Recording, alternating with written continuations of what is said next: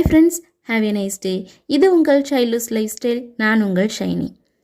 இன்னைக்கு சூப்பரான ஒரு டிப்போட வந்திருக்கிறேன். இந்த வெயில் காலத்தில் நிறைய பேர் வீட்டில் ஏசி இருக்கும், நிறைய பேர் வீட்டில் இருக்காது. ஆனால் ஏசி இருந்தாலும் இல்லைனாலும் இந்த வெயிலுக்கு ஏற்ற மாதிரி இயற்கையான முறையில் நமக்கு நாமே ஏசி மாதிரி ஒரு செட்டப் பண்ணிக்கலாம். அது எப்படின்னு வாங்க ஃபஸ்ட்டு பார்க்கலாம். உங்களோட ஃப்ரீசருக்குள்ளே எந்த பவுல் கரெக்டாக உள்ளே போகுதோ அது மாதிரி சைஸில் ஒரு பவுல் எடுத்துக்கோங்க.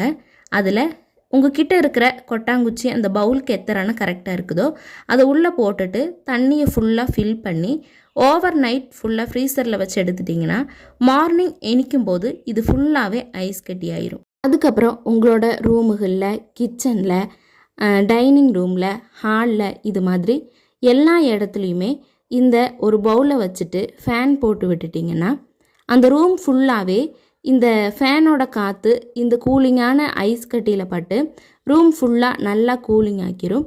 நல்லா ஏசி மாதிரியே இருக்கும். மறக்காமல் ட்ரை பண்ணி பாருங்கள். இப்போது என்னோடய ரூமில் கரெக்டாக சென்டரில் வச்சுட்டு ஃபேனை போட்டு விட்டுட்டேன்.